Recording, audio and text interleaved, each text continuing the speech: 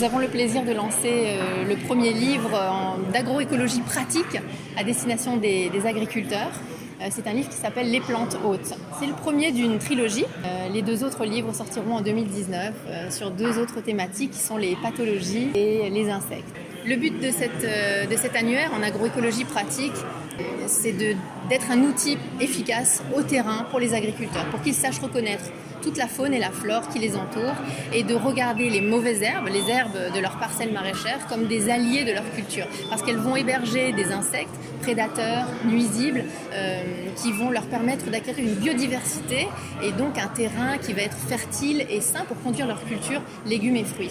C'est vrai qu'en agriculture conventionnelle, les principales craintes sont les insectes nuisibles qui attaquent nos fruits et légumes. Et donc avec la connaissance de nos herbes, mauvaises herbes, de garder un terrain riche et verdoyant nous permet d'équilibrer les populations d'insectes nuisibles et auxiliaires dans les champs.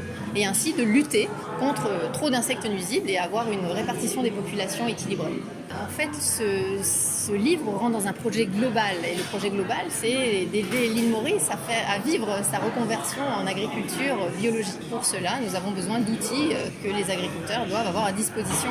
Lorsque nous avons acquis pour le vélo vert, l'association Le Vélo Vert, notre premier terrain. À ce moment-là, nous devions commencer les cultures et le terrain était en friche. Et là, on s'est posé la première question, on va le nettoyer, mais nettoyer comment ? C'était inutile de raser tout, comme on fait souvent en agriculture conventionnelle, mais de commencer déjà à repenser notre agriculture et se dire, on va juste nettoyer les espaces que nous avons besoin pour cultiver les fruits et les légumes, et le reste. Quelles sont les herbes que nous devons garder ou pas garder ? Mais nous ne les connaissions pas, ces herbes.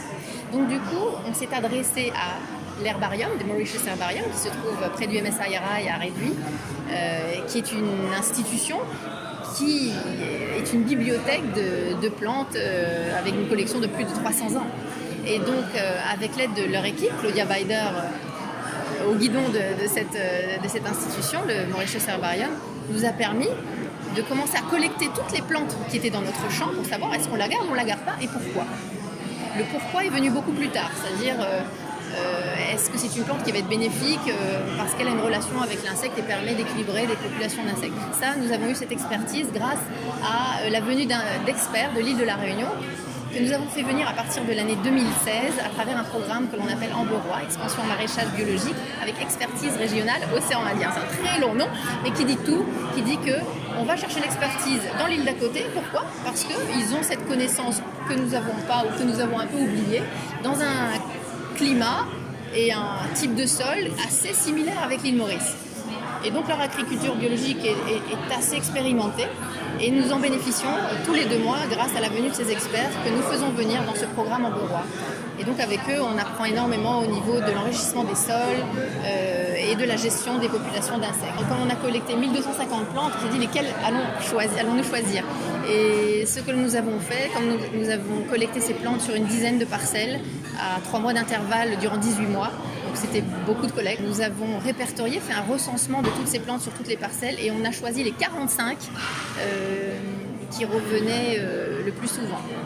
Donc les 45 plantes que nous devons incontournablement connaître parce qu'elles sont présentes sur la majorité de nos sols mauriciens et nos sols réunionnais. On s'est attaché à s'assurer qu'à l'île de la Réunion, ces plantes-là étaient aussi dans les parcelles maraîchères. Comme ça, cet outil qui est publié aujourd'hui avec la collaboration de nos 2 îles sera utile à Maurice et pour nos agriculteurs de l'île de la Réunion.